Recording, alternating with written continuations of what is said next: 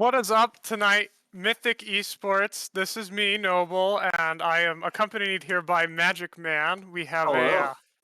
an SCS game here tonight. It is a Saturday night, and our new streaming times are Friday and Saturday evenings. So I've been gone for a while, so hello everyone that's out there. I hope Welcome you back. all are Welcome doing back. great. Um, Tonight is just going to be another exciting League of Legends game. And I hope you all are ready for a nice game tonight. So definitely looking forward to all of this. Yeah, so before we hop into draft, just a quick recap of what happened yesterday. So we normally are going to have two games on Friday, two games on Saturday. One of our Saturday games actually played out into the evening and wee morning of this morning. But we can just go over the results here. So I don't know if everybody here that was on stream was able to catch last night's games, but we did have Pref No Leash taking a 2-0 victory over Clarity Clear.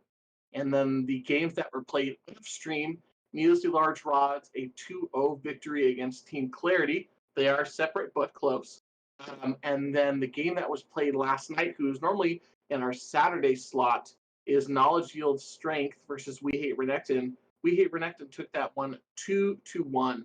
So although we only have two games a week and we don't have that many weeks for the split, things are already starting to shape up. We're starting to see teams lift away with these 2-0 victories, which got to feel pretty good knowing that you get to play each team once before we're going into these playoffs. So pretty exciting games to say the least.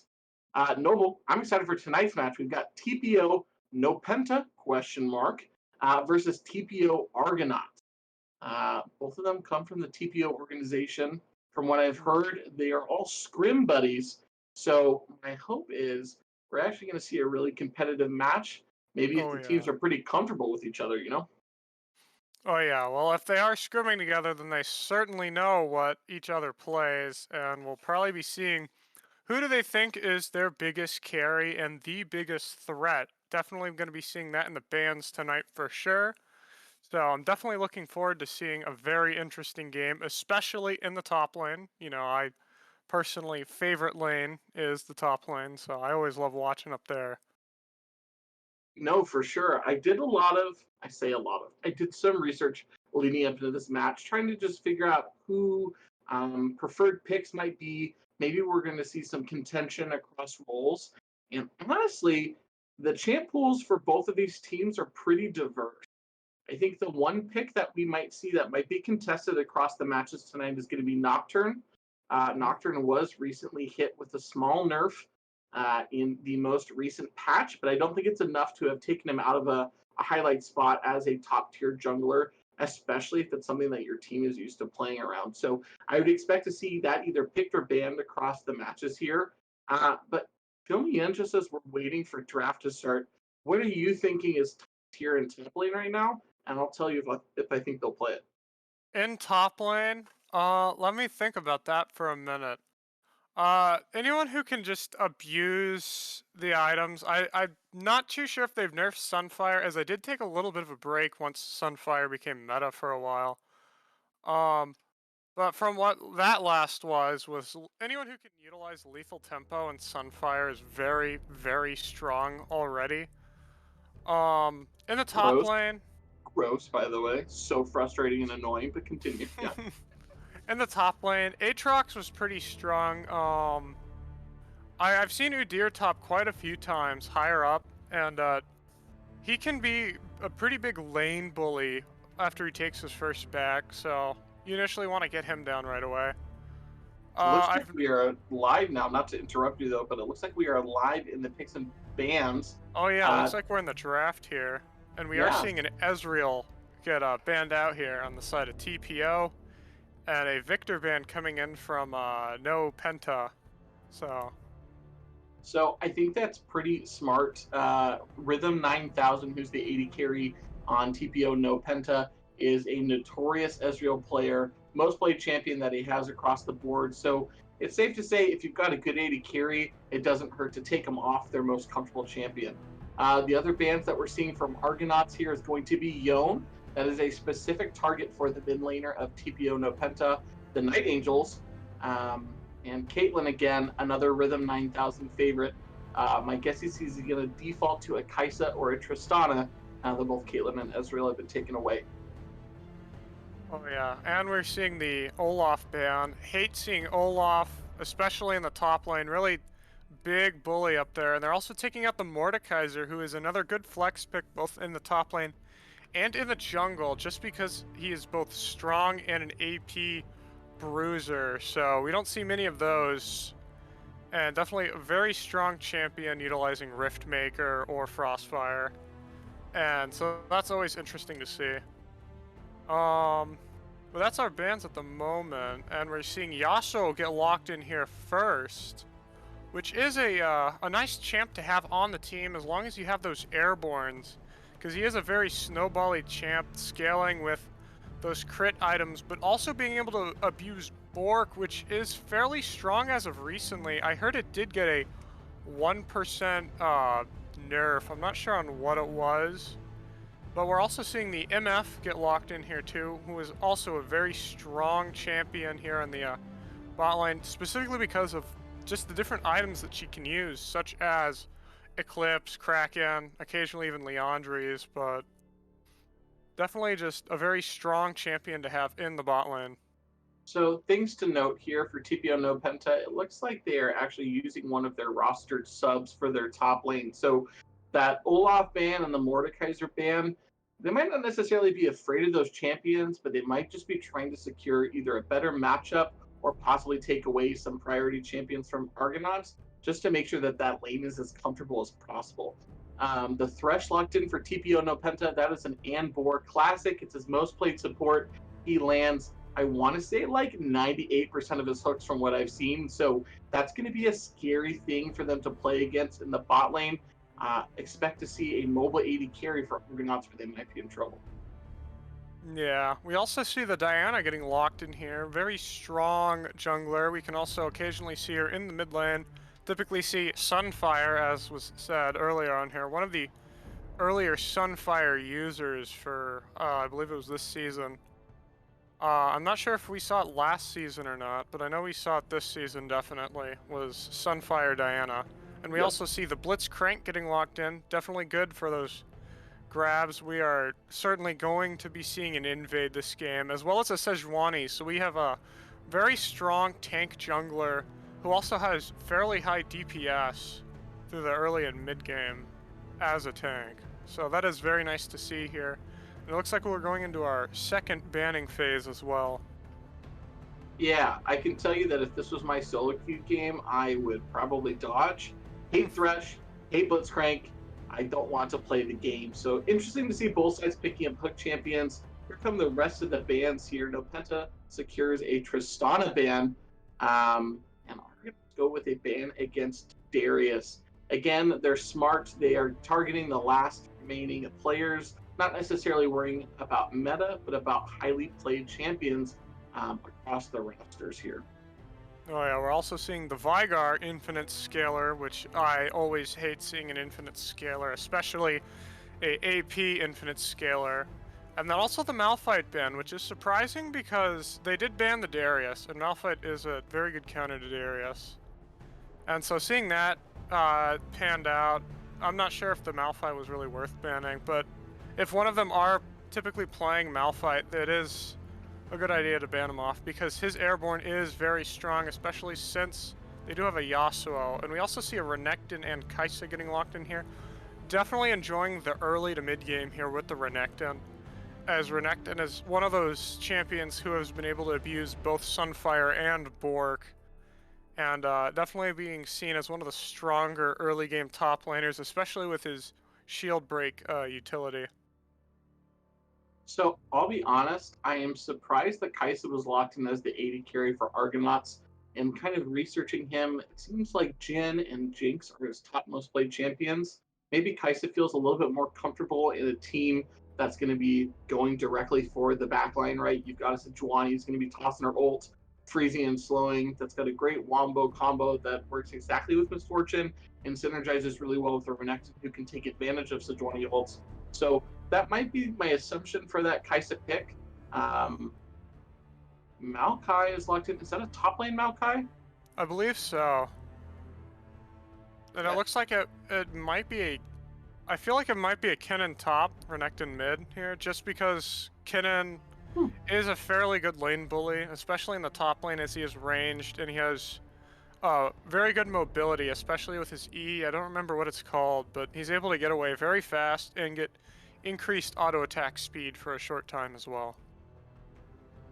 I really like the takeaway of the fight now that I'm kind of seeing what Penta or no Penta, excuse me, was afraid of, right? So they're looking at the synergies with Yasuo. Yasuo already got the Diana, who has the ability to do the pull and knockup on a significant amount of people if they're grouped together. So they're trying to limit those tools that they have to enable that Yasuo ult. Maokai ult doesn't function the same as Malphite's does. However, he might be able to root priority champions to get them to set up these combos. So both teams are kind of centered around getting combos off, but I honestly think that No Penta has just an easier time doing that. Oh, yeah, certainly. They do have a widely range for mobility champs.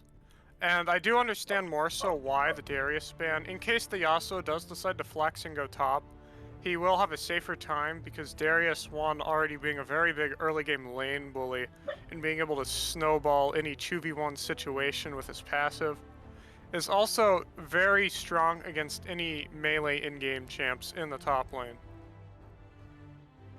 And so seeing that he got banned out is a bit disappointing because I do enjoy watching Darius gameplay, but I do understand why. So looking at these teams, and while my dogs bark, I'm going to mute myself.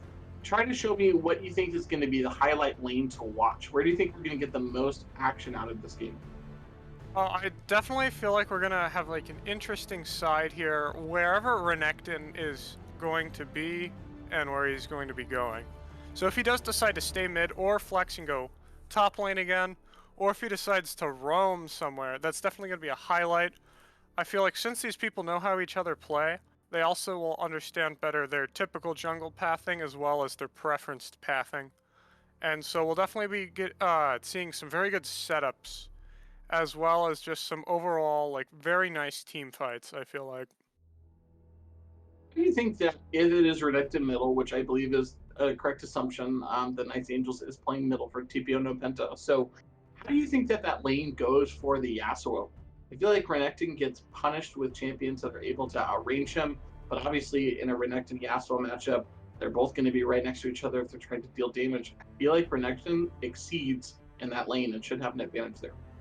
Well, I personally feel like Renekton does bode well better into any squishy laner, as he has very high damage early, and his utility is very good for far range engage and diving. Because of his E and how his E works, he's able to get a secondary E if he hits anything with the first, and after he dashes, if he slashes anything with his empowered E, then he will also be removing armor.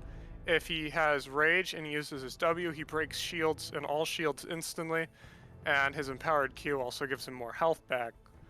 Um, so he is a fairly strong laner already, so Yasuo's gonna have to be looking out for that. And Yasuo does thrive on getting that like extra auto or chew in of resist because of his passive he gets from walking around.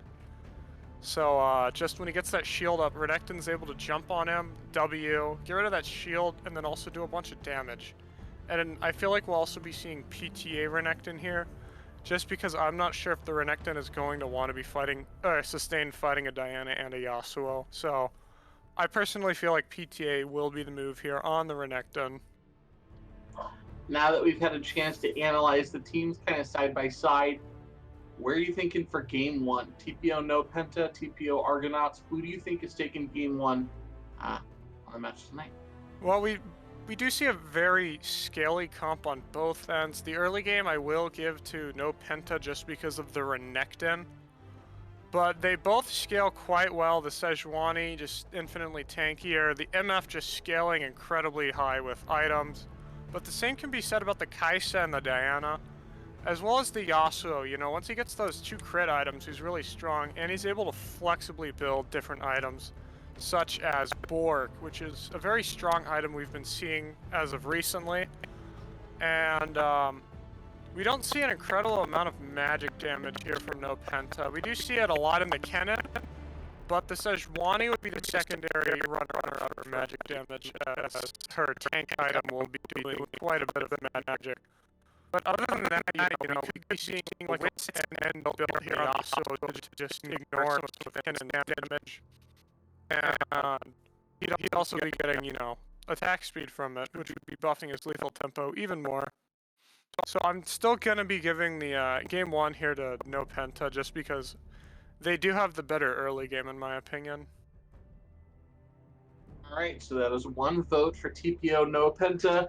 That is predictions live as well. So please feel free to use your channel points to help show us who you think is going to take game 1. Without being able to see these teams, I see very similar goals in mind and what each team is trying to accomplish. I think your point of only one source of AP damage for TPO No Penta might actually come as a big flaw for their team comp. There's a lot of different damage types over for TPO Argonauts. So my vote is actually probably going to be for them this game. Granted, I think, again, like I said, No Penta just has an easier time doing what their comp is built to do.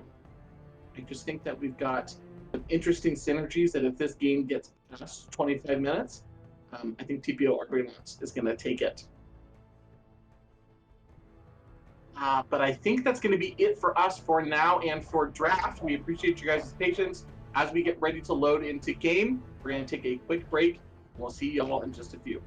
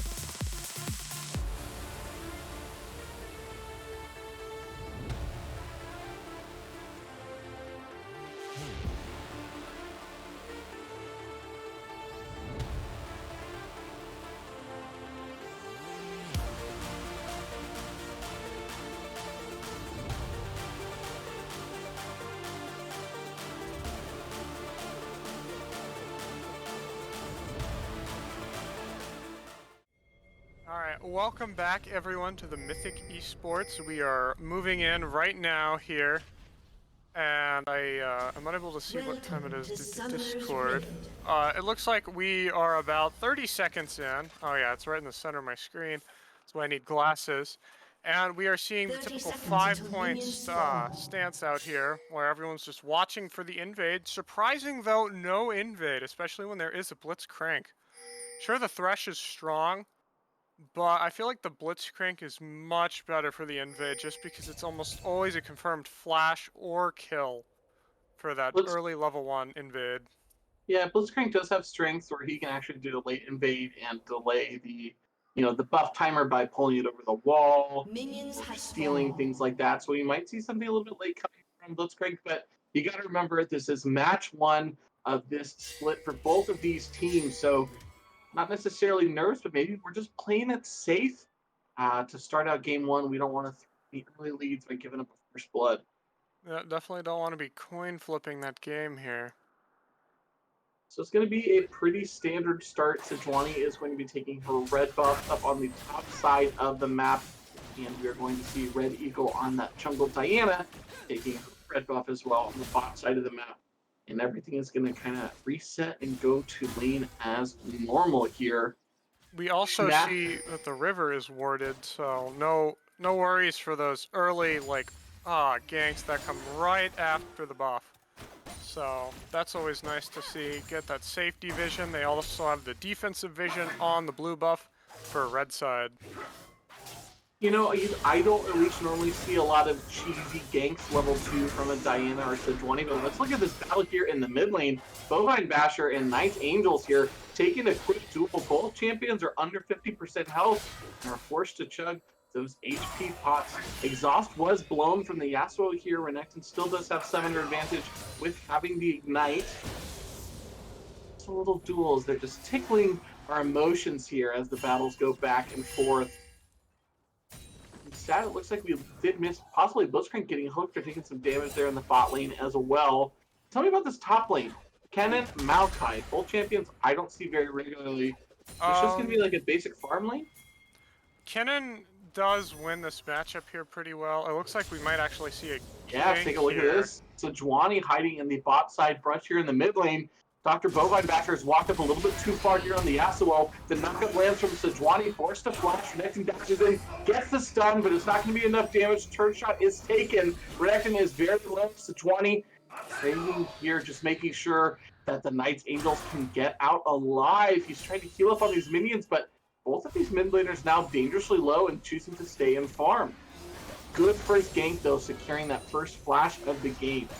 Oh yeah, Yasuo is definitely going to be prime time for being worried, and definitely going to be focused by the Sejuani some more, as he is down flash and exhaust.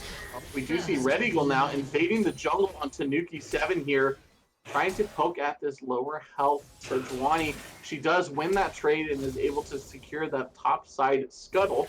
And Renekton was also able to pick up a kill while we weren't able to see that on the screen. I'm so glad you're here. I didn't even catch it. And Kaisa picks up a kill on Misfortune as well. So kills are traded. It is 1-for-1. Gold now dead even here. Starting to see a couple of kills coming across. My assumption, Blitzcrank got a tasty hook, but I'm unsure. Now we're also seeing Tanuki just getting some vision in the enemy's jungle here. Pretty deep, in fact, and starting to counter jungle. Sejuani must have a pretty healthy clear to be able to do this. And also probably knowing that Diana was topside certainly makes it easier to do this invade. We also see the recursive bow get picked up on the Renekton. So what is that leading us into? Is that a blade pickup first item?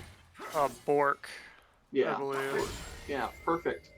So Blade of the Rune King most likely getting picked up here on the Renekton for item number 1. Again, we're seeing some feisty trades, but Renekton is going to be able to come up with he's got a lot more sustain naturally in his kit. I'm sure he wants to be traded into this Yasuo more often than not. Tanuki now on the Sejuani, getting spotted out invading in the jungle here, is going to be able to take that lantern to safety and walk out A-OK. Yeah, we're going to see a lot of farming up here in the top lane. I'm not too sure if Kennen will be able to kill before he gets Sork Boots. So that will give Maokai just like more of a chill lane, I'd say. Red Eagle now waiting off in the wings here in this tri-brush, just holding out, waiting for Rhythm 9000 and Embor to push up. We do see Blitzcrank now engaging, looking to get this hook on Misfortune. Misfortune playing it safe, waiting to the last minute to dodge up to the side.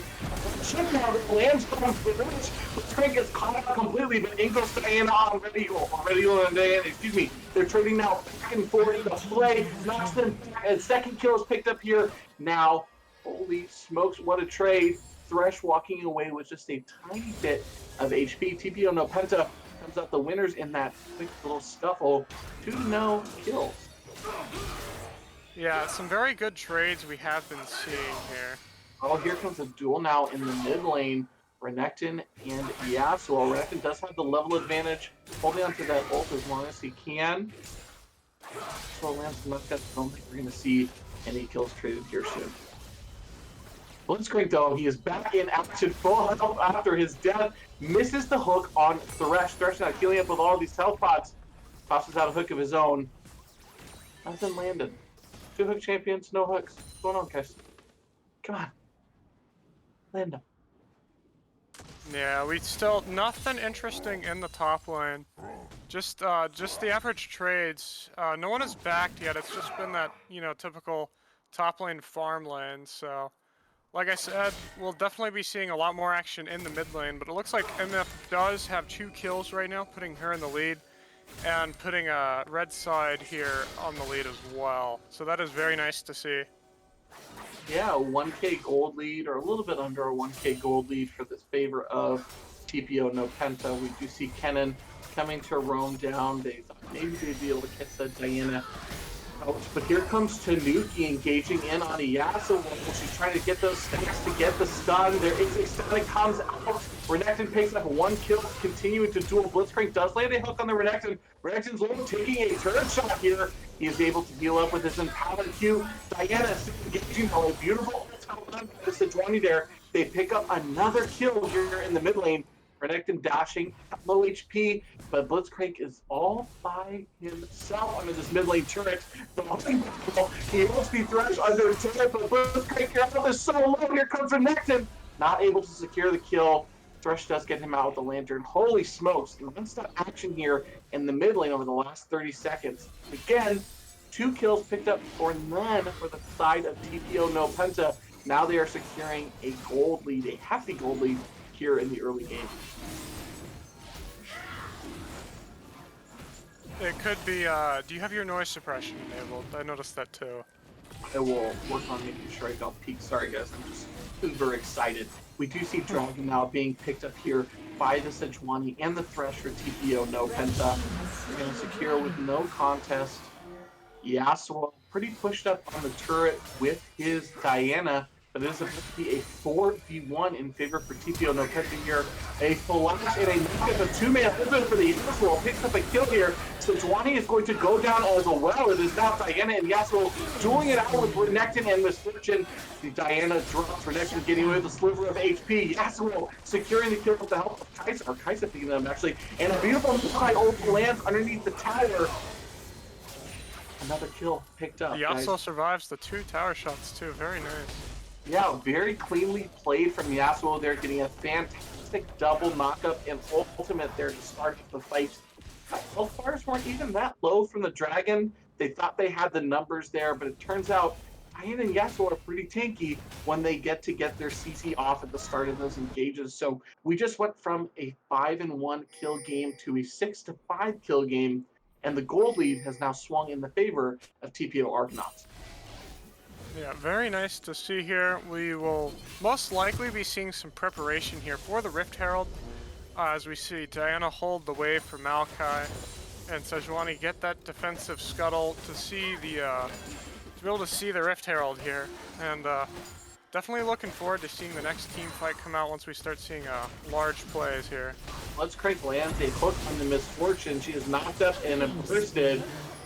Galaxy Fox now on a killing spree, 3-0 here on the Kaisa. Down a little bit of farm, and they're actually tied in kills, so my assumption is gold across the 80 carries is going to be pretty close here. There is now an outstanding bounty here on the Kaisa, though, to hopefully be picked up soon here by TPO, no Penta.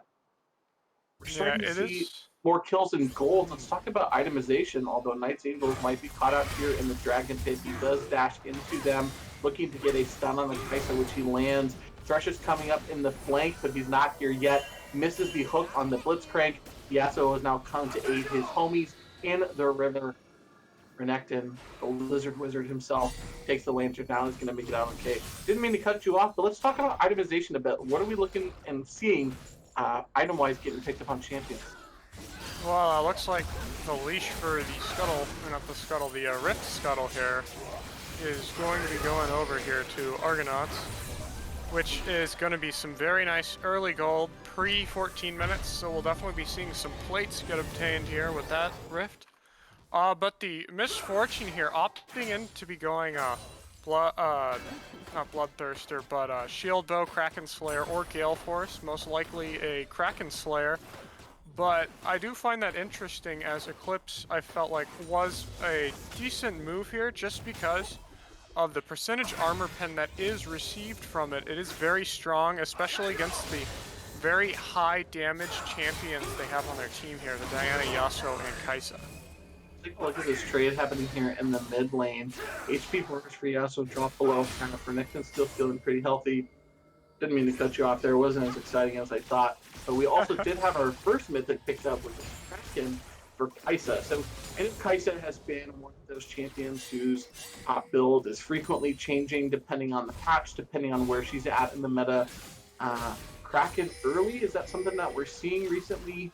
Or is the AP favored build a little bit more flavor of the month right now? I typically will see the flex. I almost always see her with an Asher's. But Kraken, I also believe, works with her bullet hell ability. I'm not sure if that's her E or what it is. Or Where she Q. shoots out a Mm-hmm. bunch of Yep. shots. Yeah, that. So definitely been seeing that always have a use. I'm not sure if that works with Kraken passive or not, but if it does, then it certainly will be doing a lot more damage. Especially, you know, that little bit of extra true damage that you are getting in every third shot from that. Sure. Oh, we do see Blitzcrank now pulling the Thresh into the bush. Thresh is staying around though, lands a beautiful hook on the Kaisa. Rhythm 9000 dropping the Misfortune ult does a little bit of damage. Thresh forced to flash under tower to secure that kill, but he is going to get out alive.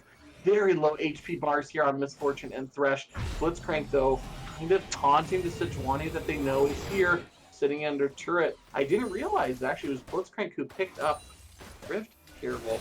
So he got a Yeah. quick recall there under the turret. Interesting choice to have your support pick that up. I don't know if that was on purpose or maybe on accident, but that does kind of limit where you're looking to drop that early.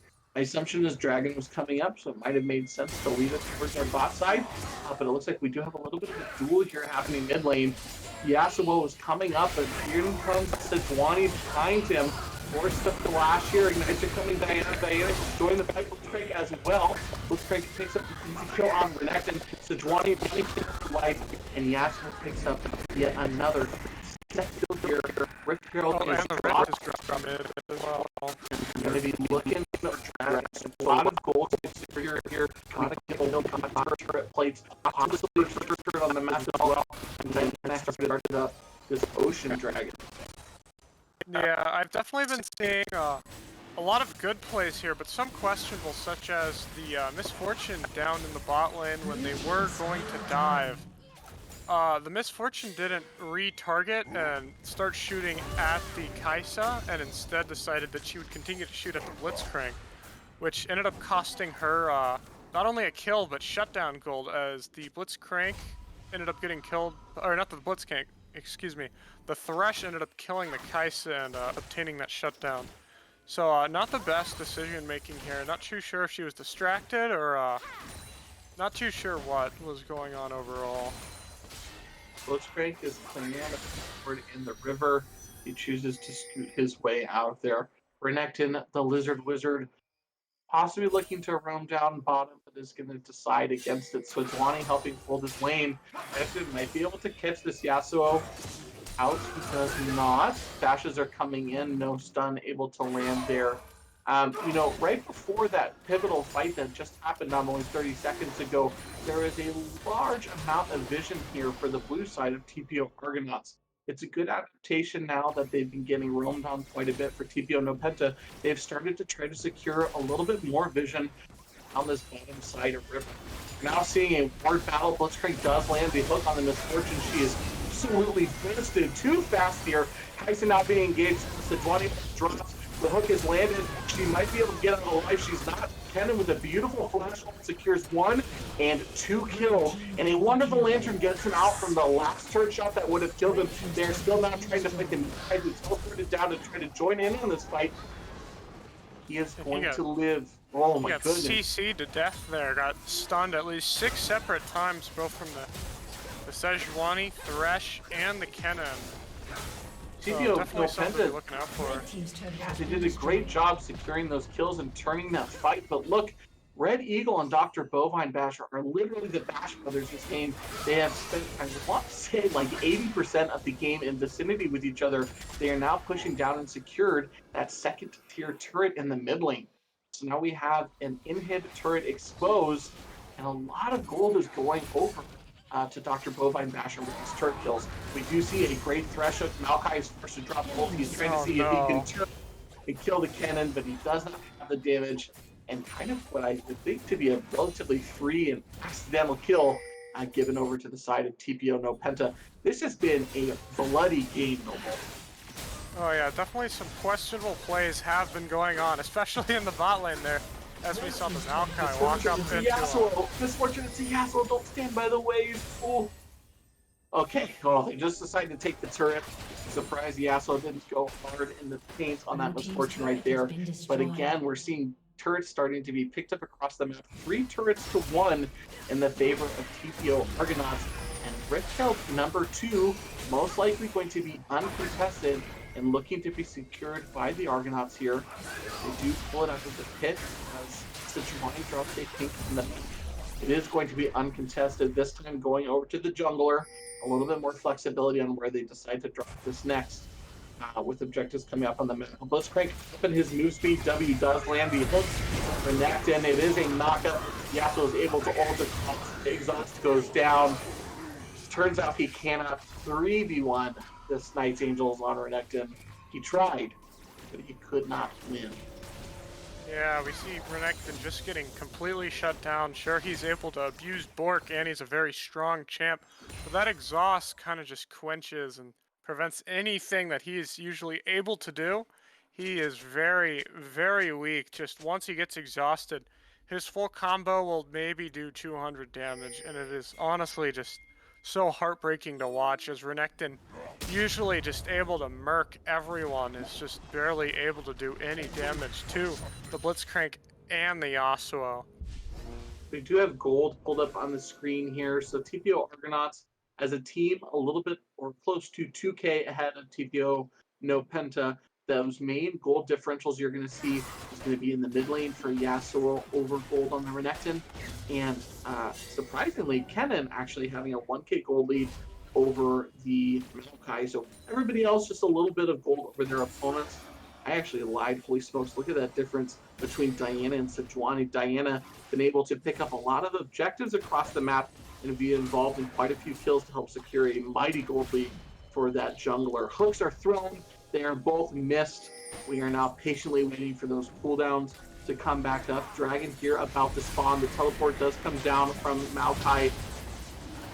TPO No Penta has full control of the pit, which includes vision and position, but they choose to actually back up out of the pit and kind of forfeit the advantage that they had of being grouped up in this pit to start the dragon. We do see Kennen looking for a flank. Blitzcrank does pull the Shurelias and tries to engage. The hook misses. Diana staying in, but a beautiful flash keeps Kennen. Ultimately, 3 stuns are coming out. The kills are not enough, but Kennen versus Zonius. We've got a duel going on. So trying to 3v1, he's going to die. There's 4 members on TPO No Penta trying to take the 3 here. The sustain is enough. Misfortune picking up a triple kill. What a crazy freaking fight, dude. They were literally split in 2 entire clusters and then emerged to one at the end. Misfortune, who got engaged on first of all out of everyone, actually is one who cleans up a majority of those kills. Oh 5 yeah. kills. That is a mythic ace for TPO no Penta. Oh yeah, well, it looks like we are actually seeing a Penta here, so Was not that too sure if the Penta? name is the most accurate. Well, yeah, actually, I think they have to forfeit at this point. That's Yeah, crazy. What an insane fight. A beautiful flame from Kennen. He did actually come over a ward on that tri-bush when he was engaging in, but I don't think that TPO or Argonauts had anywhere actually to go, and he was able to get a beautiful ultimate across the whole backline, all of the damage dealers for TPO Argonauts to start off and get those health bars low for Rhythm 9000. What a beautiful fight. oh yeah, certainly. It's been very nice to see so far. Definitely watching the MF pick up all those kills. Definitely not something that that they'd want to be seeing, especially since it is an MF and her ult does do quite a bit of amount of damage once she starts getting those items. I don't know if we have replay set up on live currently. If we don't, that's okay. But someone needs to make sure to clip that so we can get that included in one of our highlight videos. Literally in week one, our first Mythic Penta. That's exciting. Tactical Baptism, though, lands a hook on a Thresh who's looking to clear vision. Yasuo engages in with the knockup and the ultimate. And for just trying to live here with shields, it will not be enough. He is picked up. Maokai ultimate now coming across is only able to land on the chickens in the jungle here. So they do secure a kill on the support, but they did invest a lot to get that, both Yasuo ultimate um, and a summoner spell, the Ignite, to get that Thresh kill. Yeah, it also looks like we see recursive bow, I believe is what the item is called, or the component is. We see two recursive bow items, one being a Nashor's and the other being a Bork here, picked up on two different Take a sides. look at here. Both teams assuming they were baiting the other Kennen with a large damage coming out from his ultimate. Now trying to get out alive. In comes Tactical Baptism. He tries to land the hook. Kennen is skirting around while Tanuki on Sejuani is just taking the business end of Yasuo's blade. He is going to be the first to drop there. Renekton split pushing in the bot lane does pick up a turret there, but there are now 4 members for Argonauts up towards the Baron. As they are looking to possibly secure more vision. Misfortune comes across. Yasuo gets another kill here, though. Yasuo does drop to Misfortune, picking up 1 kill, 2 kills now on the Blitzcrank.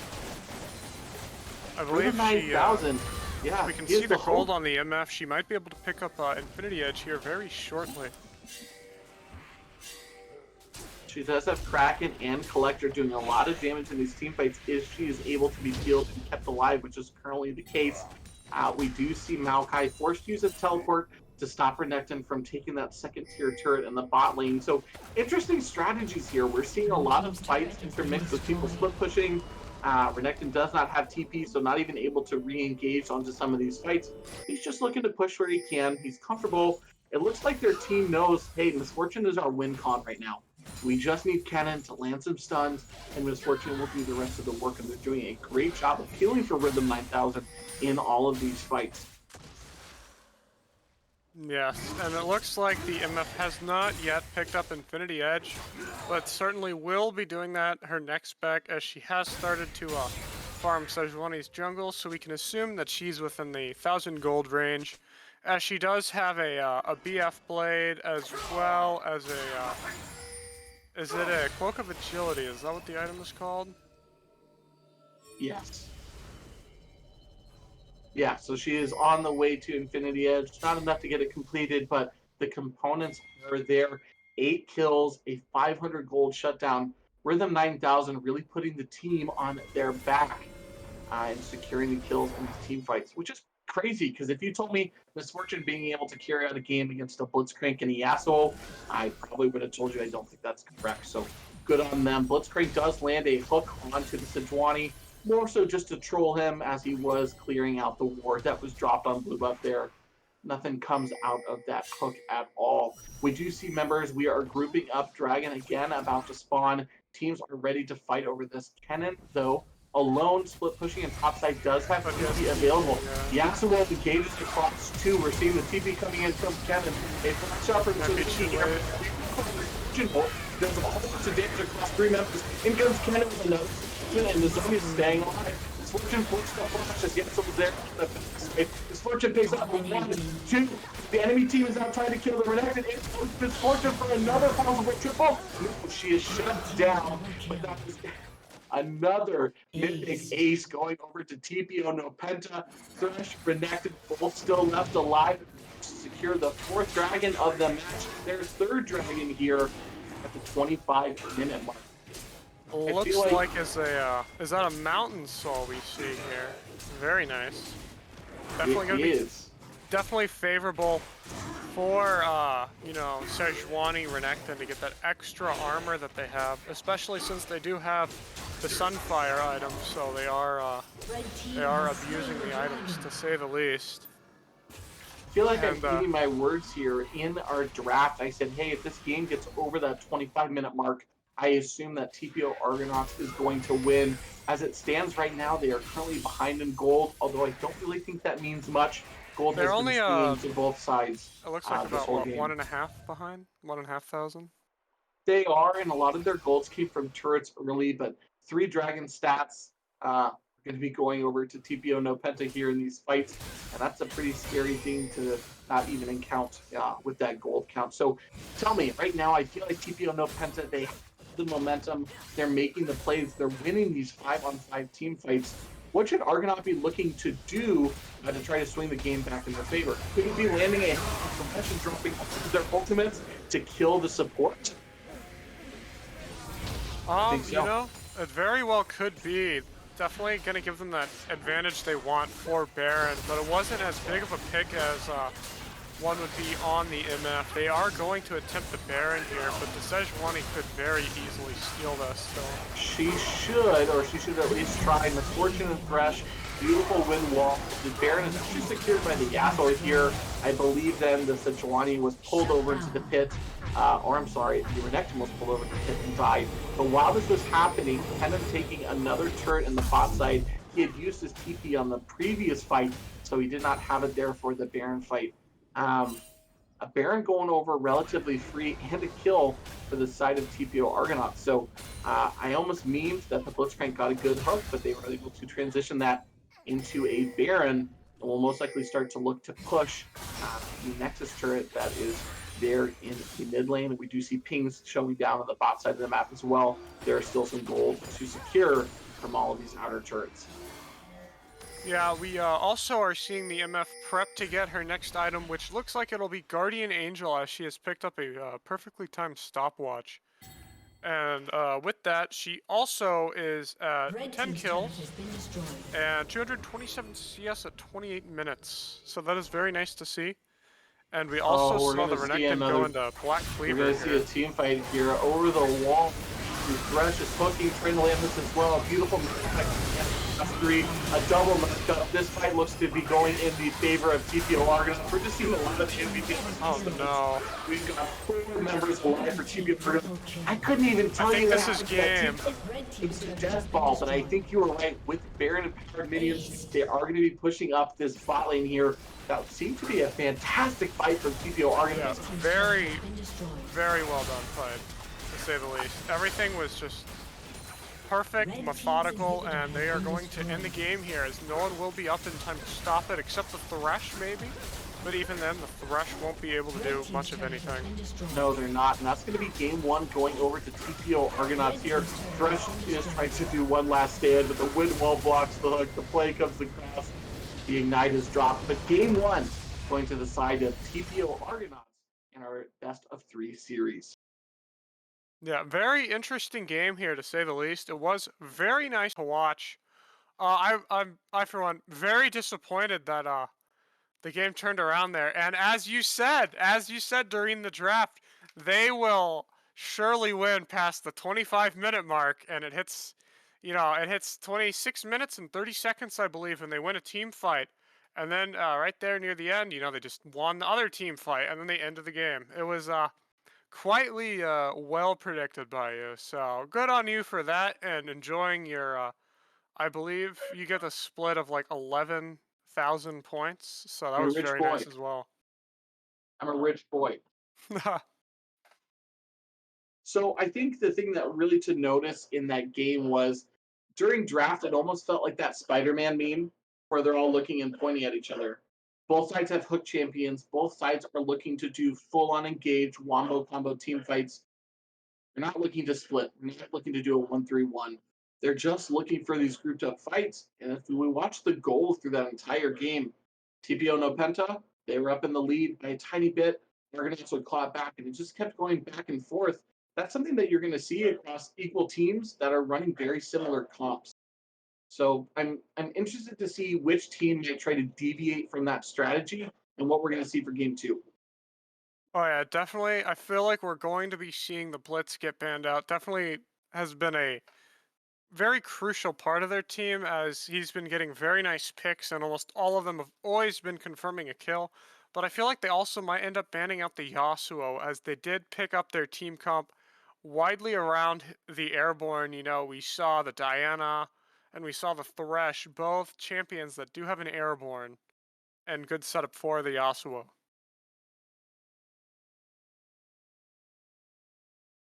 I have someone at the door, and I have two dogs in my room, so I apologize for the delay. But I think we're going to be able to go into a quick break as we are prepping now to get into game number two. So we'll sign off for here, and we'll catch back up when draft is ready for game number two.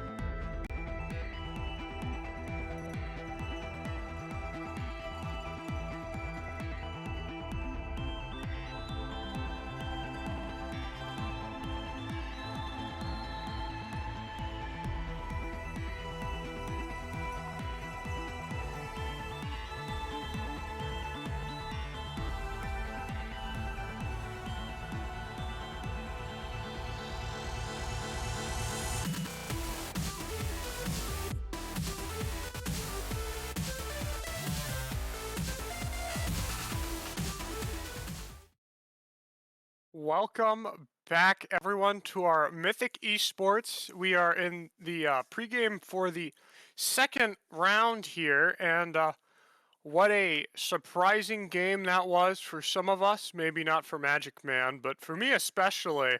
I was quite shocked to see the loss here on the no Penta, as they did get some very nice plays early on. And we got Rylion in the chat here, our favorite caster here at Mythic. And also, when we were Team Gap, he was the most beloved caster there as well. So, hello, He Rylion. has Hope you're he doing has good. regained his title. It has never left him. Yeah, man, that was an explosive game one.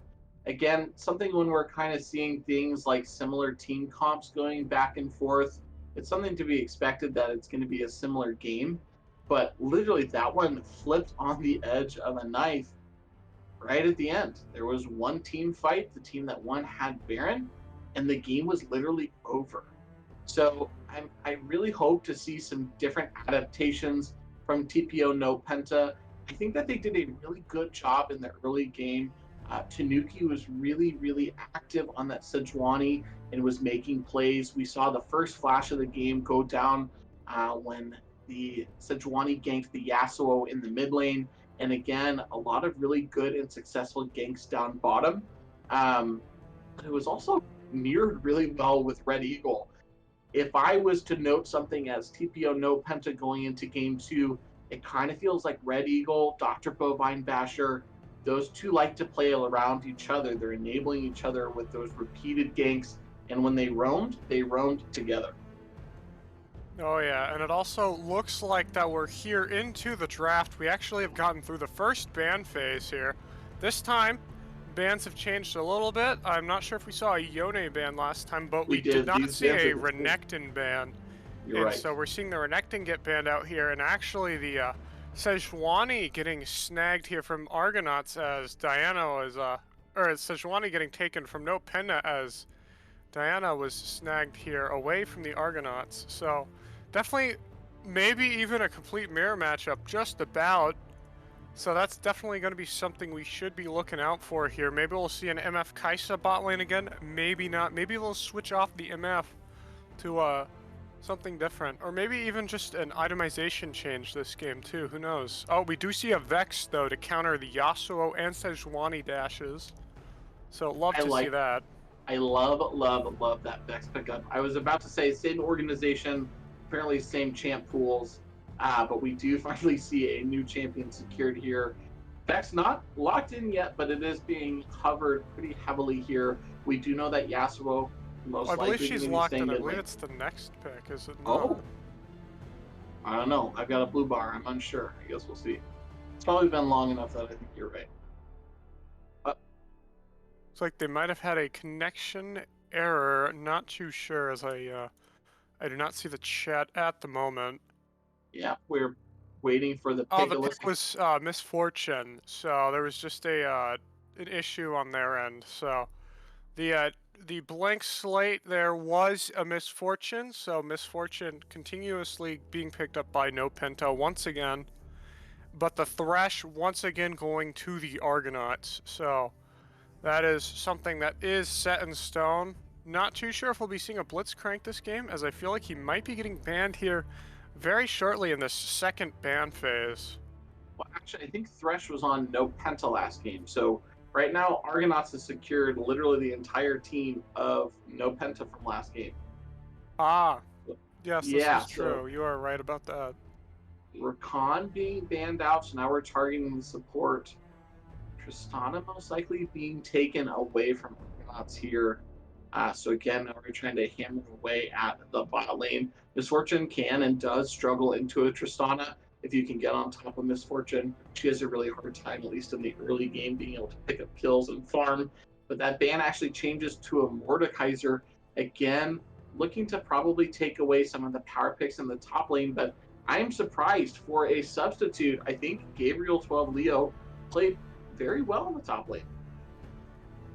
Oh, certainly. Both the Maokai and the Kennen, excuse me, both played very well. You know, just focused on their farming And Kennen being able to teleport and secure those kills just like it was Season 10 and early Season 11 with the old teleport coming in the lane and just killing everyone.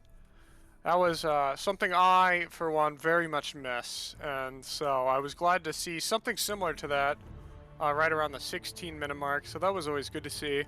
It looks like we finished out our bans with the Tristana and the Darius bans. So once again, too bad that we don't get to see the beloved Darius top lane that we always love to see. But we do see the Kai'Sa once again getting locked in here, and we're going to see something get picked up here from no Penta within the next 20 seconds, I'd say. So really interesting so far. The only thing that has buried up in this draft, was going to be the Vex, but now also a Soraka pickup. So interesting lock in there. I think Soraka is going to struggle in a Thresh Kaisa lane. Both of them are very good at turning and engage very quickly. If Soraka gets hooked, she is going to be in trouble. Um, and I'm also a little bit, I would be concerned picking a Soraka, at least based on how game one went with both teams being ready to full on engage. Like we know that they can get to the back line. Ew. Ew, they picked a Gangplank. Gross. Boo! I'm not a fan of Gangplank. You know, I just don't Coming like from him. Noble, why not? Why don't He's we like the double annoying. GP? He's annoying. It's like, oh, he's so skilled with his barrels. I love being crit for 2,400 damage. It's so exciting. Oh man, but that's just if he gets to his items, but still very strong champion. I believe he was nerfed recently, but still a fairly strong bruiser, especially with his burn passive. Being able to rack up true damage once he hits 16, I believe he does like over 700 true damage with that, so very, very strong laner, especially if he's going to be abusing Essence Reaver. Going to have very good early game sustain once he hits the 8-minute mark, grabbing Essence Reaver. And so that's going to be something more so unenjoyable to be seeing at least. But we also see the Warwick get locked in here because we saw the Soraka and we're like, oh no, we also need a lot of lifesteal or a lot of healing. So they went with the Warwick on this end. So definitely going to be an interesting game here. But the Warwick's going to be just jumping on whoever the carry is. We're definitely going to be seeing that, as there's only one potential bruiser being the Gangplank, and we don't even know if he's going to go Gangplank or not Gangplank, sorry. He's going to be going crit or if he's going to be going bruiser. So those are the two things we do have to look out for this game. Watch the Gangplank, see what he's doing, as he is against a bit more of a tanky comp with the Warwick, the Thresh, the Sejuani. Though he will be able to one-shot the Kai'Sa and Yasuo if he does go crit. Will it be worth it in the end? Well, it's if he can get there, right? I do like these different True. changes and adaptations to the draft. The champions that we see changed for these teams here are comfort picks. Red Eagle, I think his most played champion is Warwick again. So we're going to see him on a champion very comfortable with, a decent ganker, but super sustain, able to very much outfarm a jungle and outfarm a Diana. But then for the bot lane, the Thresh was taken away from Anbor. So Anbor locks in his second favorite champion on the Soraka. So we're doing a little bit of back and forth trades. Objective wise for the teams, it is something pretty similar to last game. Look, we're going to engage, we're going to get in your face, we're going to have some team fights, but just some adaptations to hopefully put people on more comfortable champions. And I don't know if we're going to have as close of a game this time around. I think it really is going to hinge on what happens to this Gangplank and if he's going to have enough time to be able to scale up where he needs to. Oh yeah, most certainly. Ooh, it looks I realized Sejuani and Warwick were on the same team. And I forgot Sejuani is a pretty flexible pick. She can go jungle and top lane. Though she isn't the strongest top laner, she can utilize grasp and get some good early game damage in while maintaining that sustain and getting slightly tankier, the 5% or no, the 5 extra health. Not very big overall. Typically throughout a game, you get through 20 through 40 grasp procs. So that's only about another 200 to 400 health, I believe, is the math, if I did it correctly. No, that's 100 to 200 health. So not a crazy amount of health there from grasp, but the overall healing you get from it and the extra just flex damage that is made from it is quite nice to have early game. For sure.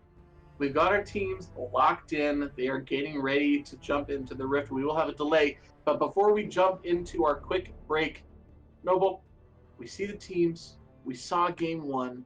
Who do you think is taking game two? TPO No Penta or TPO Argonauts? You know, I hate Gangplank. He's very annoying, and I see him do very good all the time. But I definitely feel like Argonauts is going to win. They got the Warwick, the Sejuani, the Yasuo, the Thresh.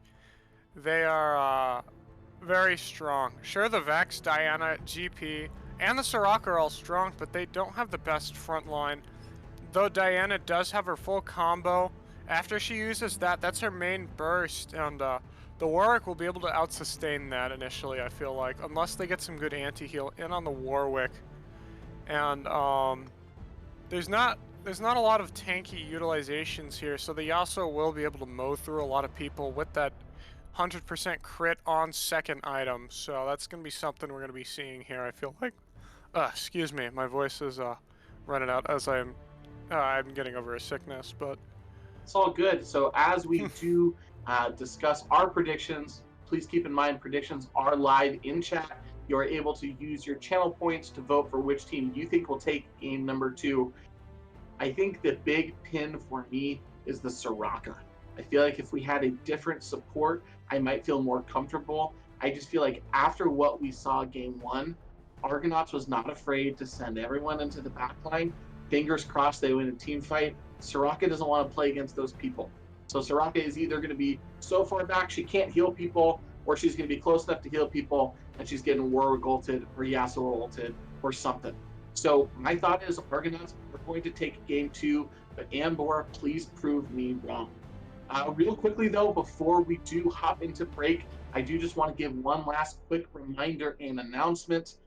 As we have started our new Starcaster series, we are hoping to pick up some more interaction with all of you, not only in Twitch chat, but also in our Discord. We are starting to do some in-house events. So Magus Knight, a wonderful member of our community, is going to be hosting in-house matches, games, tonight after our stream. So we are going to be looking to do different events. We probably will be doing some ARAMs, possibly some Team of Dodgeball, all that kind of stuff. Keep in mind, one lucky person will be voted on by any of the players in attendance to be an MVP, and they can pick a skin after being voted for MVP to be gifted for them at 975 RP or less. So please join us after the stream. We're going to be doing some announcements and some fun games in our Discord right afterwards. Discord link, I believe, is posted or can be posted in Twitch chat. We hope to see you there. But now that we are done with that announcement, we are going to take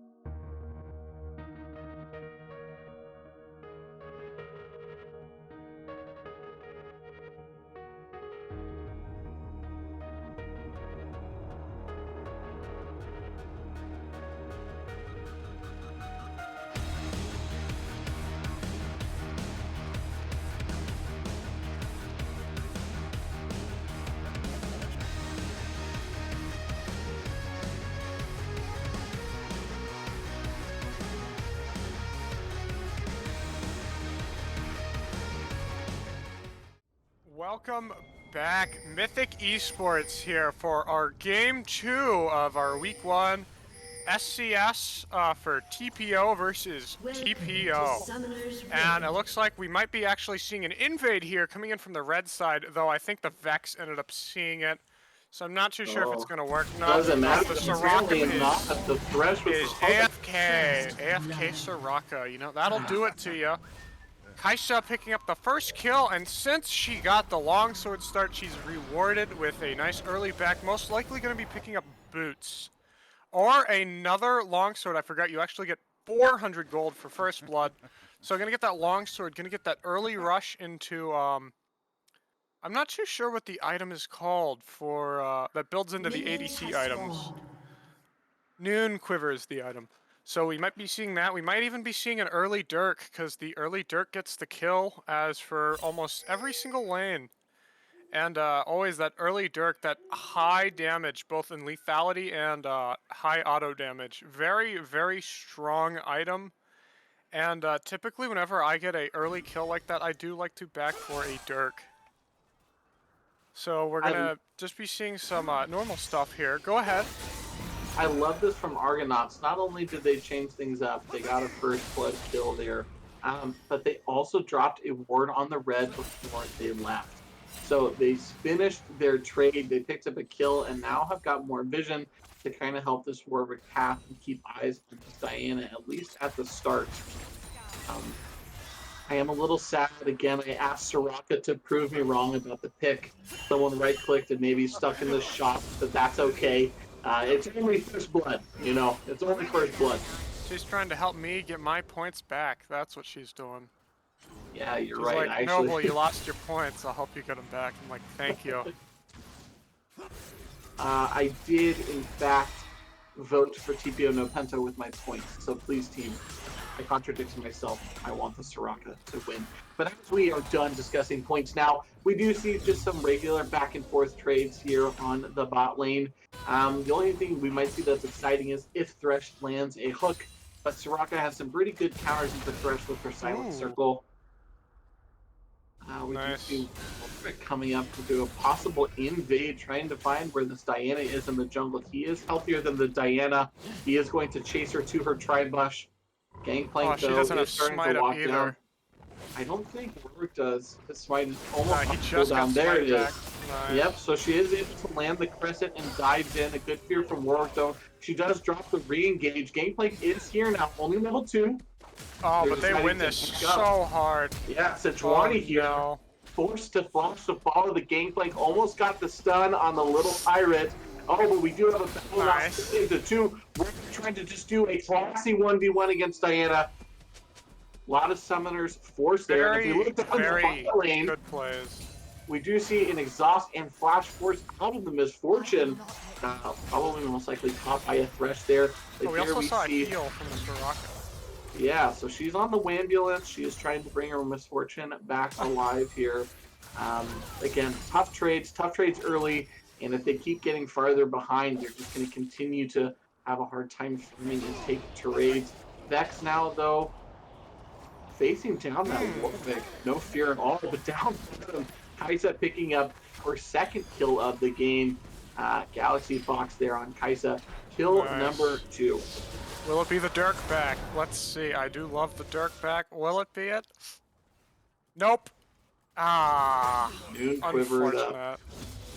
And GP here, I don't think he's able to do anything at all this lane. At all, completely. Just not allowed to. Because not only does Sejuani have Door on shield, unfortunately I'm not spectating the game specifically in-game, so I can't see if it's a second wind. Oh my god, Sejuani getting the stun. It is cleansed out of the Gangplank. Sejuani does take a couple of curds here, but is able to walk out. No mana, forced to walk away. Here comes Diana now, walking back into her own jungle. We do see a small trade going on in the mid lane as well. Lots of low health bars here in the mid as we're dueling back and forth. This isn't looking good for TPO no Penta. Right now, they do have a losing lane in the bot lane, and I don't think that changes anytime soon. Gangplank is struggling, but he is out farming the Sejuani. Oh yeah, 10 CS lead. So they're probably most likely going to be wanting to put some more eggs in the Vex basket, a very strong early game champion. Diana drops the Crescent, but a good win wall to block it. We do again see Red Eagle waiting in the side brushes here, but another engage coming across from the Argonauts in the bot lane. Low health bars for Soraka. She is running. The dragon has now been started by the Warwick here. They do have vision on it though, with a cheeky word place in the side of the bush. And Boron Soraka walking up to a Uh-oh. thresh. You don't want to do that. A point blank click No, lands. The blade the leads it back. Soraka. Galaxy picking up kill number 3. This poor Soraka is getting bullied. No bananas here today. Dragon 1 is picked up before 6 minutes for the side of TPO Argonauts. They are very quickly starting to run away with this game. Yeah, it's definitely a nice landslide lead here, as they are about 1,500 gold lead right now. Actually, a little bit over that. It looks like 1,600 gold lead. Oh, Gangplank stunned up in the top lane, but he is sitting on his beautiful watermelon there, knowing he has some safety and some damage. But it is gone now. So Sejuani literally waiting for that barrel to pop to go in and trade. Very interesting top lane matchup this time around. Oh yeah, for sure. Definitely good to see here. I haven't seen a Sejuani top in at least a month and a half, I want to say. Also, GP opted in to take first strike here instead of Grasp going top. I assume it's because he needs to get his money a little bit faster here. So he's opting out, dropping the Grasp, as I don't think he's going to be parlaying the Sej all that much, as we've seen the Sejes for the most There part comes always Red at Eagle, full. drops the speed, and beautiful Sejuani ult catch the Gangplank, twiddling his thumbs. It is Nice. a CC combo, and he is blown up, only able to drop an ult, and now comes Tactical Baptism roaming up from the bot side here. He is fearing the top. Uh-oh. Eagle's doing a great job of weaving around the hook. Exhaust is dropped, but the ultimate lands across on the Vex. Vex picks up a kill in the 1v2 and is trying away. The ultimate then again lands on Yasuo. She is holding off on going in. Besides, maybe it's not worth it. Yasuo still has the ult, but those were some fancy feet from the Knights Angels there, dodging around the Thresh, making the best out of the situation, forcing him to take some turn shots, and ends up with a kill in a 2v1. Yeah, Thresh definitely did drop the exhaust too early. I feel like there was a bit of a miscommunication there. As he dropped the exhaust and then they didn't really go in, and he kind of just walked away. It would have been much more useful to wait and drop the exhaust right when Vex came Ambor in. now in the jungle. It is a 2v1 against Red Eagle. Red Eagle surviving. So gets away from the hospital to land on her own jump there. Galaxy 5 picking up one. Oh, But kill will also go out. dang, this game is... 5-0. What a landslide. 4,300 gold lead now, it looks like. Could be actually a 4.5, 4.6, 4.7. Quite a lead here, as they are just getting all that CS and all of that money. It is quite a lead here, and they also have the first dragon, which is an Infernal Drake. They do. So I think Tanuki, who was playing Sejuani last game, felt a lot more comfortable taking those duels in the jungler, or in the jungle, excuse me. But this time around doesn't have that same level of tankiness. We can see a battle going on the top side. Gameplay doing his best to duel Sejuani.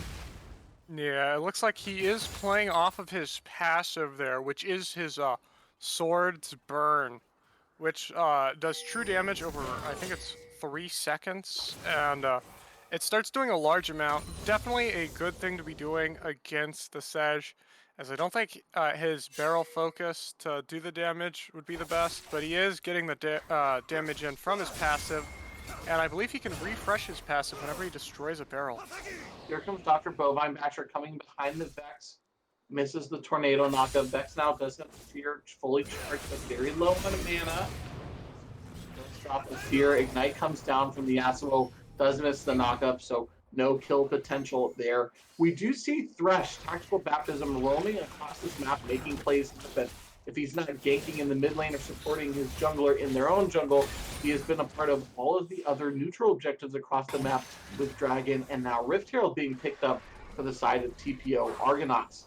So again, we're seeing this gold lead. It's just going to get bigger now that we're going to see the drop of this Rift Herald on the Thresh again, most likely going to be dropped in the top lane here to pick up these remaining 3 plates on the turret. Gangplank is Oh, the set down. dive. Remember, this is Sajali ultimate. He's trying, he's dropped his ultimate.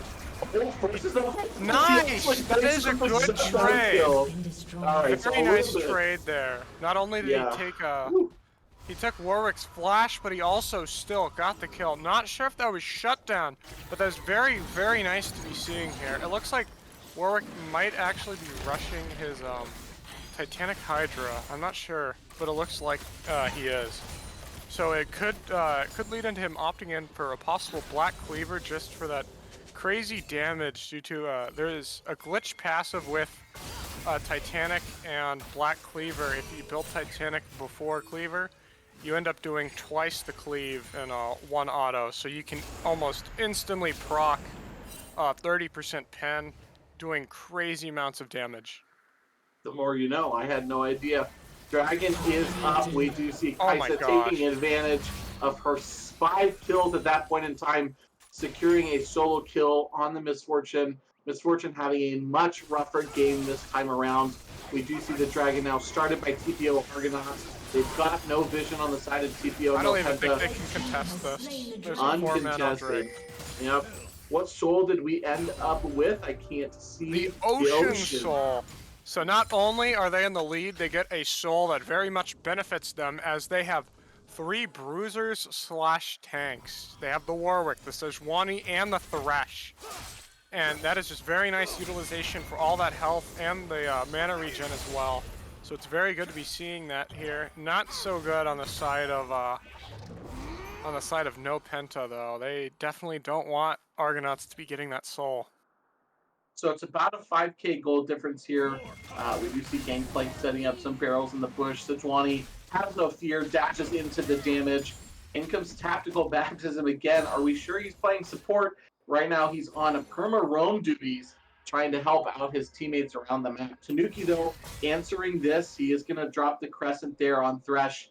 But there are 3 members now for Argonauts in the top side of the jungle.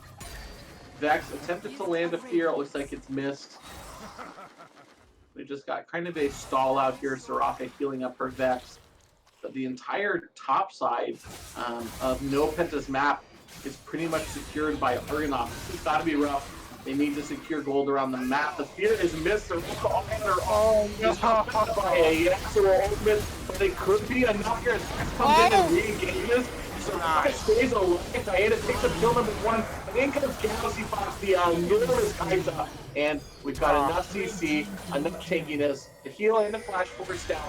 If they pick up a double kill for Kaisa, Misfortune almost catching Spark out there on the Sejuani, but it will not be enough. Getting some good wave clear too, while zoning them off, preventing them from doing any damage from the mid tower. Here comes Tanuki. Galaxy Fox does take a turn shot. Misfortune is able to avoid any sort of hook pressure, but I spoke too quickly. Hook lands on Gangplank, he cleanses it out. They are literally at this point 6k down, Noble. What's TPO No Penta need to do? Where can they try to spend their focus to come back in this game? I don't know. I mean, obviously can't do that here, but at this point I'd be FFing, honestly. I don't know how they could come back from this lead. Even though they scale, the enemy team has a Warwick, and a 6-item Warwick is quite scary.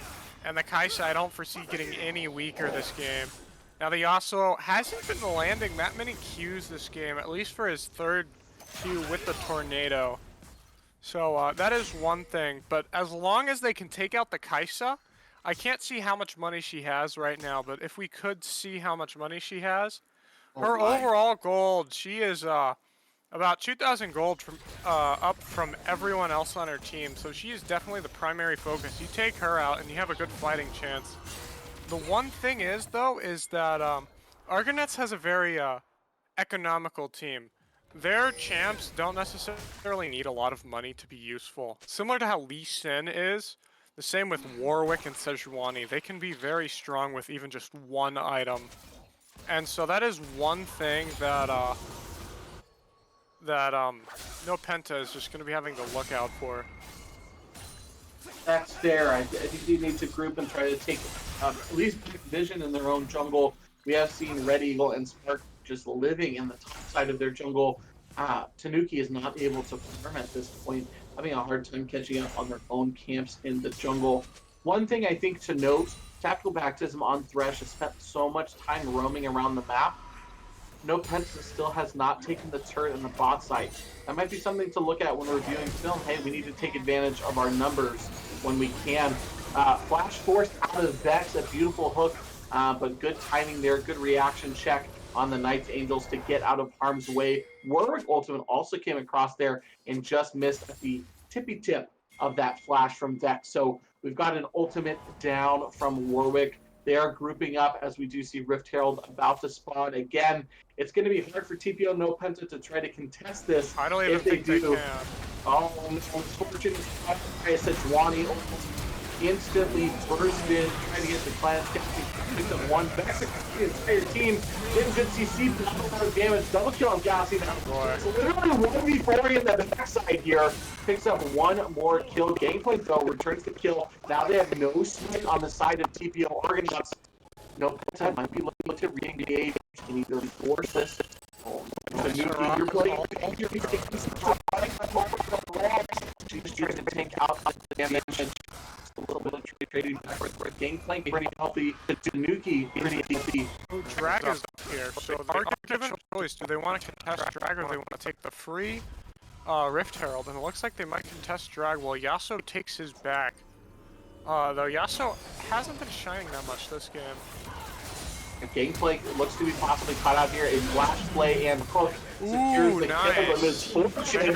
Really nice doubles with a beautiful ultimate across the team of Argonauts. Picks up a double kill there. Now in preparation for Drake. Tanuki, though, caught up solos as Sejuani. Absolutely obliterated by CC and damage, but in comes Vex. Almost able to pick up the kill on Kaisa. It would be a huge shutdown. Instead of getting out, comes in, gets the stun, and the ultimate, of course, now just doing and taking and healing so much damage. It is just Vex and Soraka. He'll pick up the kill here on the Warwick. Vex ultimate landing on the Sejuani. When in comes Galaxy, taking out the prey of the low health Soraka in the back. Gangplank here though with Galaxy, looking to see if they can get a kill. He does land the barrels. He gets the slow, the Q is hit. Galaxy Fox fighting as best as they can. Nice!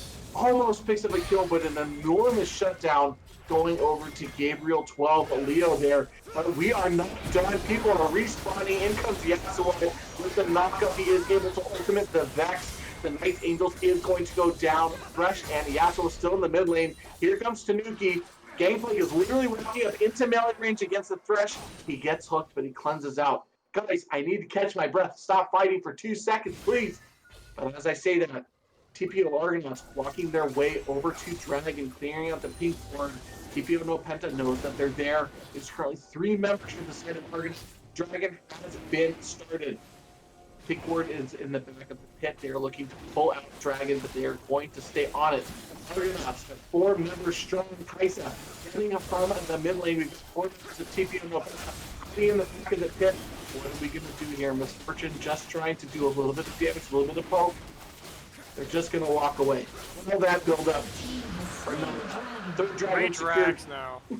Third dragon secured for the side of TPO Argonauts. If it wasn't scary before, it's scary now. Yeah, like we saw and what I said earlier, how Argonauts does have a very economical team. As we saw, you know, the Warwick, not even one item yet. He did have is it Aegis of the Legion, I believe is what the shield is called.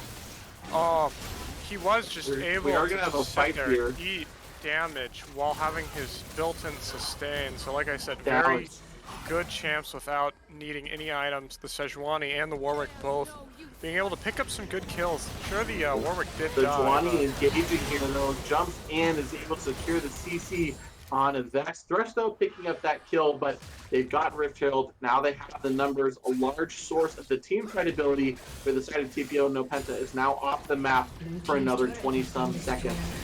Rift Herald is direct. They're not going to be able to kill it before it strikes the turret. This is going to be another turret for the side of Argonauts here. Their third turret of the match. Misfortune stands still. Might be game here. Tanuki going in, CCing a bunch, but there just is no damage Tanuki falls. Soraka falls. It is a triple kill for Galaxy Fox. 16-1 at this point of the game. They're just tanking turrets and taking them. We're only 20 minutes in, folks. They've got a 9K, almost 10K gold lead here for the side of the My Argonauts. goodness, yeah. It is a very exciting game here. 9.5 gold lead, 9,500 gold lead, excuse me. And just everything that's set up. The MF, you know, was like, oh, they're all grouped up, and the Rift Herald's there, perfect time to ult. And then just right then, Warwick ults, just flying at her. And there's just nothing Vex that could have is been just done. trying to hold the door against 3 members of Argonauts here. The Fear lands, the Hook lands, the Yasuo lands. Vex surprisingly staying alive for quite some time here, getting a lot of shields to pop off the Fear on the Yasuo. She tries to chase down the Yas, ends up being killed by the Warwick. Warwick chooses to go a different path and is forced to ult away. Heal is dropped to try to speed up the team. Can Misfortune and Diana catch up to this fleeing Warwick? A flash now comes out from Misfortune. Beautiful wind wall. That was good. Beautiful wind wall, blocks the damage. Both Yasuo and Warwick get out alive. It is now 16-1 Galaxy Fox. 2v1ing the Baron with the Sejuani. I don't even think that they'll get there in time, even if they knew they were going there. so fast. It's going so fast. Kaisa is at Collector. 3 items, boots, and a Zeal right now. They were able to two-man she Baron. She is 16-1, by the way. Yeah, they just two-man Baron at 21 minutes. Disgusting. MF opting in for the early LDR, it looks like, as she does have Last Whisper. So definitely being like, man, these bruisers are a problem, and they're not even, they don't even have any items, you know? So she's opting in for that. Though I feel like, oh, and the GP also has a, Lord Dominic's regards, so, that's 2 LDRs purchased here. I assume we'll also be seeing a Void Staff come in from the Vex. Not this item, but most likely the next item. I believe she's building Shadow Flame right now. Don't know how much longer. I don't know how much longer they're going to last. Yeah, I don't know either. Team. They are looking to start grouping in the middle here. Yasuo literally comfortable taking jungle camps away from 3 members of TPO No Penta by himself. They are now grouped. We have 3 members of Argonauts starting the siege with the Baron wave. They're pushing minions to tower. Warwick will be behind them shortly. We do see the swing as the wave has met that top outer turret with Sejuani, so they're going to look to take down 1 turret here. Yasuo looking for full flank. Turret falls. They've got a large stacked wave. Warwick now here pushing in the mid lane. The beautiful 4-1 split with Baron. They are pushing their objectives. A fight possibly bringing out on top side. Warwick goes in, is feared from under tower. Vex missing the ult. Misfortune trying to do a little bit of good Soraka ult to keep the MF alive right now. Long first on the Warwick ultimate, or excuse me, he almost lands from the Vex there. Misfortune dropped the ultimate. Nobody was staying in it for long enough. TPO No Penta doing a good job of keeping their base alive, but that turret on top is low health. The Knights Angels looking to press to pick up the kill on Warwick here, but Argonauts has not left the area. They are sticking around. Diana looking to engage. The beautiful hook and Thresh picks up the gangplank on the back. Soraka at this point healing a lot of damage. We are seeing some damage coming out from the gangplank. Another beautiful hook lands on Vex. The Cinder just to make sure his team can get okay. TPO No Penta looking for any angle, any window on being able to engage a team fight here. Diana Tanuki up on their own, looking to secure a little bit of vision.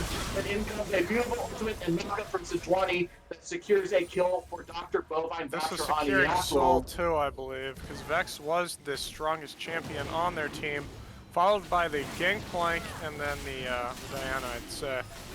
MF is kind of out of the game at the moment, and the CS is just atrocious. This looks like a pretty low CS game. They have been fighting quite a bit here, as MF was just unable to farm that well this game. She just got bullied and bullied and bullied by the Kaisa, and MF has been barely able to hold on to, I think it's about, I want to say 5 CS a minute almost.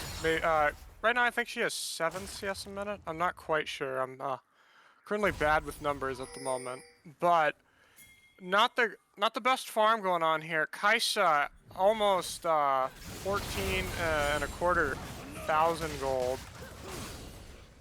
So just a lot of money there. I believe she's fully built, is she not?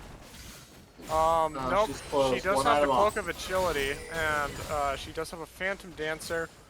I believe she'll be closing out with I'm not too sure what she's gonna close out here with. I don't think I saw. What do you think? Do you have any ideas of what she'll be closing with for her last item? Not a clue. Probably something with attack speed if I had to guess based on the cloak, but she has quite a few options there.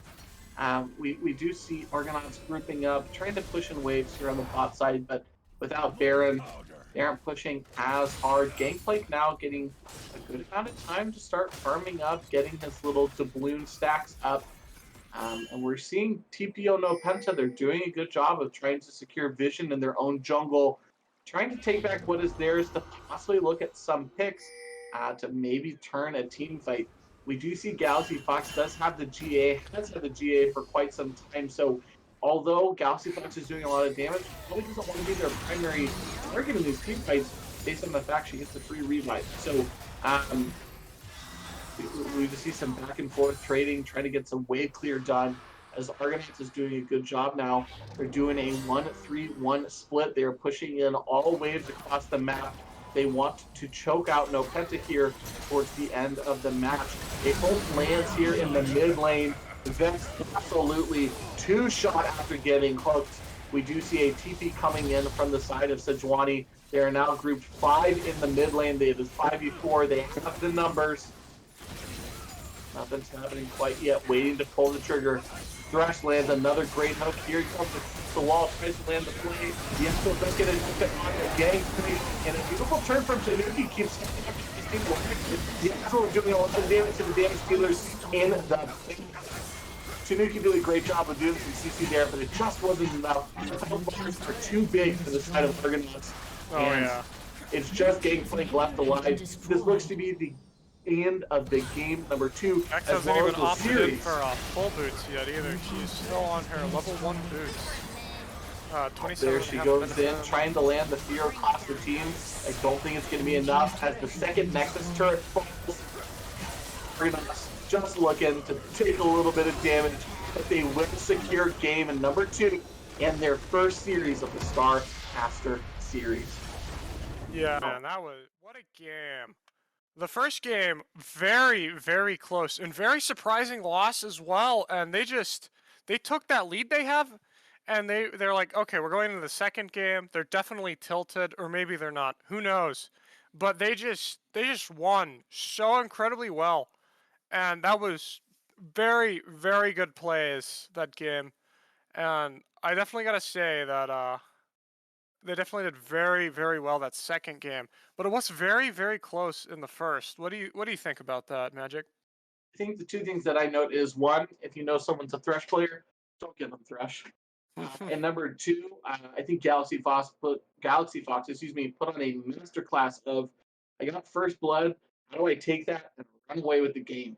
Literally, I didn't see the kill line at the end, but at one point right towards there, 16-1. I'm sure they ended up with more kills towards the end. Literally, one death was doing so much damage on these team fights. It was a Kaisa. She was diving in on the back line and securing kills that I don't think that they should have been able to. So just a wonderful job from the bot lane there of Argonauts. Um, and just a great transition from game 1 to game 2. They changed up their game plan a bit. They got some tankier members, and they just went to town and they took their advantages and ran with them. So great game, great game, great game. We do have an MVP vote up live currently. Noble, you watched the matches with me. Who do you think earned MVP tonight? Oh, Kaisa, 100%. She was able Galaxy to carry Fox? the second game so well. And I mean, obviously it was a team effort. She got her lead from the invade, but she was just able to carry through with her lead and definitely helped the team secure that win. Because I've seen plenty of people get their lead early and it just gets thrown or lost, and then it's like, oh, what happened? The Kaisa definitely stuck with her lead and got through with it. But I mean, the Thresh too. He had some very, very clean hooks that game as well. So I definitely think it was a dual effort there in between the Kaisa and the Thresh, because we also saw the Thresh roaming a lot and setting up his team very well that game. Yeah, I think I would give my MVP vote actually to Red Eagle, the jungler for the side of Argonaut. I think that Red Eagle just did a great job of staying consistent across both of those games. There was a lot of counter play happening in the jungle, a lot of impactful ganks, but also a lot of jungle know how to be in the right place at the right time. I think whenever they were getting ganked, he was normally there, or they were normally there to answer the gank. So my vote would be for Red Eagle. Yes, fantastic performance for the side of the whole team, but I will actually vote and drop my vote there for Red Eagle. So right now, it looks like Tactical Baptism, the support player for Argonauts, is currently in the lead. We have just a few more seconds here left in the poll, so make sure everybody gets your votes in. I see 30 of you guys viewing the game. Let's make sure we get 30 MVP votes to make Argonauts feel all warm and fuzzy.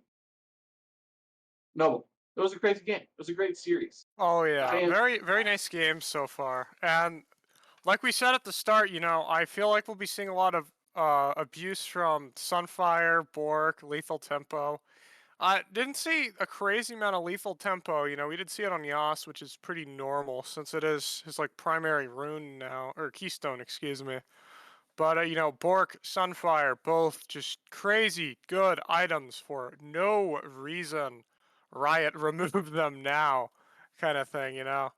And so we saw that get built a lot, and I definitely think those items definitely helped set up different champions very well, which were influenced from their picks. So overall, I definitely saw some very nice itemization that game. So it looks like our MVP vote has concluded. Tactical Baptism, you are our MVP winner of the evening. Let's see if we can get you to come up into chat, if we can maybe pull you up so we can do a quick interview with you in Mythic Esports fashion here. Tactical Baptism, hello, how are you? Are you there? Can you hear us? I think so. Hi, how are you? All right. Congratulations on winning MVP. What an awesome series. How are you guys feeling? Really good after that. Having not been able to quite make it in the first set that we did, it feels real good to win the first game of our series this time around with a 2-0 lead.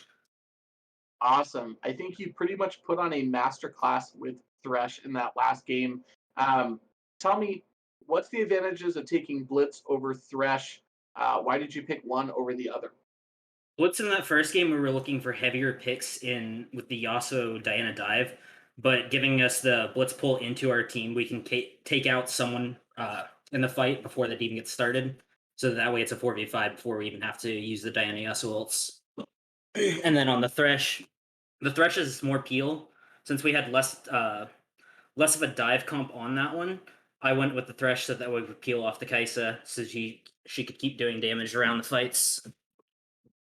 Yeah, talk to me about Galaxy a little bit. We were just praising Galaxy here right after the end of the game. Obviously, secured that first blood. Soraka might not have been paying attention to what was going on the map. And literally, Galaxy took that one kill and converted, I think it was almost 18 or 19 kills at the end of the game. How do you guys feel like you are able to push a lead like that early on in games? Well, the second that he gets that first kill on our pick lane, like we just have so much potential to go in. Galaxy is really good about taking his gold that he has and like putting it straight into a fight. If we can just like win the fight outright, like we're guaranteed to just keep pushing the lead. I can just leave him in my bot lane and then start making pressure in different spots on the map, help out. Yeah, I mean, speaking of which, you roamed for such a large portion of that game. Like, literally, you left Kaisa alone. I'm surprised Galaxy didn't get abused by the amount of time that you spent away from lane. When you're looking for roams, what is your target? Are you announcing to your team that you're coming? What does that look for like for you guys? Generally, I just kind of like try and put down the wards, look around where the maps is, see if I can go top, get wards on that side, find out where Dan is, help out the top laner if they're not pushed out too far, and same with the mid lane. I trust Galaxy enough when he has that lead that he can just play safe enough that if he needs me, I can start moving my way back down, and if he doesn't, I'll just let him get that solo XP so he can keep pressing his lead harder, and then just do what Yeah, I I can on the rest noticed of the he map. equal with your mid laner in the leveling, so that was very nice to see. Very strong. Surprised he didn't actually get ganked more by the Diana. I just think that the Diana was a little bit too far behind with that first set of just like invade, getting the pressure on the Soraka. It lets our jungler just kind of like go around uh, the tops to the top side and go fight the Diana in their own jungle, and it puts Diana behind 'cause she's really dependent on her clear. So I'm curious. The difference between game one and game two was pretty substantial. What was the thought when you guys changed up the comps? That what were you guys looking to get with your comps? What were your changes that you were making from game one to game two? Well, originally we were going to run pretty similar comp, but they took out the Diana. We immediately knew they were going to do the Yasuo Diana. So our mid laner Bovine decided he wanted to take it out, and we were just going to keep building back around that. Use the high CC with the Sejuani and the pick potential on the Warwick, and just run the top side the same way that we did, and just push our lead bot and win the game on that. Nice. Noble, do you have any questions for our wonderful MVP tonight? No, I couldn't question anything. Everything was very well done by you. I didn't notice anything out of place for you. Except I'm not sure if it was this game. It might have been this game, or it might have been last game. It might have been the other Thresh. It was the first game with the other Thresh. Never mind then. Yeah, no. Everything has been golden from you. I don't have any questions for you. So Yeah, I'd Well, love to wrap up with one more. So obviously you guys are both from the same organization. So from what I've heard, you guys get to be scrim partners.